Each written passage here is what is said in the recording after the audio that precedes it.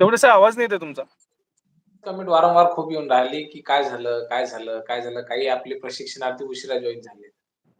ठीक आहे ना. शिंदे साहेबांच्याकडून ज्या अपेक्षा आपण ठेवल्या होत्या, त्या अपेक्षा त्यांनी 100% आपल्या समोर मांडल्या, की काम झालंय. आणि येत्या एक मागचा जी आर 7 तारखेला निघाला होता ना, तेही पण 7लाच निघाला. 7 ते 10च्या मधात. म्हणजे 4 ते 10चा विषय आहे, पण 7 तारखेलाच निघणार. फक्त ते आपल्यातले जे काही म्हणतात त्यांचा थोडा विरोध आहे. एकनाथ शिंदे पॉझिटिव्ह आहे. एकनाथ शिंदे पॉझिटिव्ह आहेत आणि एकनाथ शिंदे पॉझिटिव्ह असल्यावर ते मग जर सत्ता पलटू शकतं तर ही होऊ शकते. चालते, काही हरकत नाही. भागवत कबड्डी का. नमस्कार सर. ते तुमच्या शेजारच्या चक्कीचं पीठ जरा सगळ्या महाराष्ट्रात वाटायला लागते आता जरा. काय नाही सर, तुमचा आशीर्वाद, 1,34,000 प्रशिक्षणार्थीचा आशीर्वाद, बाबाची ताकद, 100% आपण यशस्वी झालो.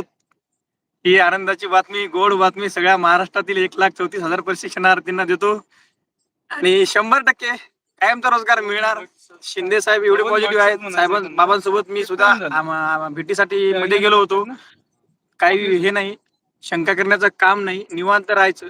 पण इथून पुढच्या प्रत्येक लढ्याला मला वाटते सर्वांनी जर ताकद लावली तर इथून पुढचेही जे आपल्यासाठी जे कायदे लागतील, नियम अटी लागतील, तर त्याही आपण 100% रद्द करण्यात यशस्वी राहू. बरोबर. आणि मानधनाचा विषय राहिला तर मला वाटते एकदाच कायदा आपण रोजगार घ्यायला पाहिजेत आणि मानधनावर पण आपण काम करू. त्यासाठी संख्याबळ लागेल आणि संख्याबळ असल्यावर सुद्धा मानधन पण वाढेल. त्याची काही शंका करायचं काम नाही. आणि टप्प्याटप्प्याने काम करत राहणार तर या गोष्टीचा आपल्याला 100% फायदा होईल. एका वेळेस नाही होणार आपल्या सगळ्या गोष्टी. कसं आहे. बरं, आता भागवत कबाडी साहेब, आम्ही सर्व प्रशिक्षणार्थींच्या वतीने तुम्हाला एक विनंती करतो, की लवकरात लवकर आधी जेवण करून घ्या जिथे शक्य असेल तिथे. कारण की विद्यार्थी सगळेजण हेच विचारून राहिले, की बातमी काय आली, शिंदे साहेब काय म्हणाले. तर ते उशिरा जॉईन झालेले आहेत, त्यांनी हे लाईव्ह पुन्हा एकदा बघावं. म्हणजे जेणेकरून तुम्हाला सविस्तर कल्पना येईल. पूर्ण तासभर आपण तीच चर्चा केलेली आहे. आणि त्यांना आता थोडीशी मुभा देऊयात, कारण की सकाळपासून पोटात पाणी नाही, अन्नाचा कण नाही. अशाही परिस्थितीमध्ये त्यांच्या चेहऱ्यावरती फुल 100% चार्ज आहे. सकाळचा तर विषय नाही. ज्या दिवशी आम्ही रात्री तुम्हाला फोन केला होता की सर आम्ही मुंबईला निघालो, त्या दिवशी मी मोबाईल माझ्या घरामध्ये नेटवर्क नव्हतं, मोबाईल स्विच ऑफ होता. पण योगायोग पवन सरांना यांना लोकेशन टाकले. मला एका जसं की पोलीसवाले उचलतात अशा पद्धतीनं मला सकाळी 2:45ला पवन सरांनी फोर व्हीलर गाडी आणून उचललेला आहे घरून. मोबाईल बंद होता, लोकेशन वरती पडत्या पाण्यामध्ये. कारण की बाबांना फोन आला रात्री 2 वाजता की 100% निघा, काम होणार आहे, भेट होणार आहे. या गोष्टीवर आम्ही निघलोत. आणि तेव्हापासून आम्ही आतापर्यंत कुठेही हॉटेलमध्ये जेवलेलो नाही, कुठेही नाश्ता केलेला नाही. फक्त पिलात तर एखाद्या वेळेस बाबांनी चहा पाजला, त्या चहावरती बाबांनी तर चहा पण पित नाहीत, कारण की बाबांच्या तोंडामधलं येतं जास्त. आणि सगळ्या गोष्टी घडत गेल्या, पण यश भेटलं त्याच्यामुळे चेहरा आनंदी आहे आणि समाधान वाटलं. आणि असंच पुढे काम बाबाच्या माध्यमातून होईल.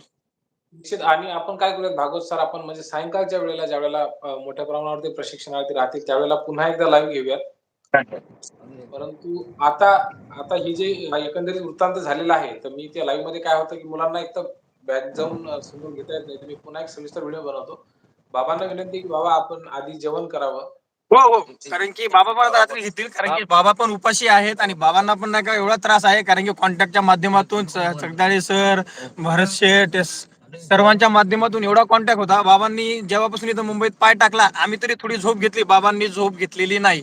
आणि बाबांची कॅपॅसिटी मला तर वाटते की आम्ही तरुण आहोत तरी आमच्यापेक्षा डबल टिबल नाही एवढी. कारण की न झोपता एवढं कार्य करणं सोपं नाही आहे सर.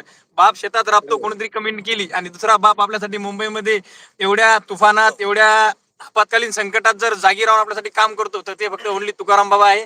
आणि 100% तुकाराम बाबा म्हटलं की काहीच अवघड नाही, काळजी करायचंच काम नाही, विषयच नाही राहिला. तुकाराम बाबांनी काम हाती घेतलं म्हणजे 100% शेती पिकली आपली. बरोबर. नाही, ऋषीचा विषय काही नाही, त्याच्या तर नावातच ऋषी आहे, त्याच्यामुळे तो हजारो वर्ष नाही सर, सगळ्यात महत्त्वाचं अजून एक गोष्ट सांगतो तुम्हाला, की चालू या समीकरणामध्ये आपल्याला हा लढा तीव्र करण्यासाठी एक ताकद तयार होणं गरजेचं आहे. हक्काची माणसं तयार होणं गरजेचं आहे. जोपर्यंत हक्काची माणसं तयार होत नाहीत, माणसं आपली परतपणे कळत नाहीत, तोपर्यंत ह्या कुठल्याच गोष्टी मार्गात लागत नाहीत. पण छान आहे, आज भेट झाली, आमच्याकडे पॉझिटिव्ह आहे. एकनाथ शिंदे साहेब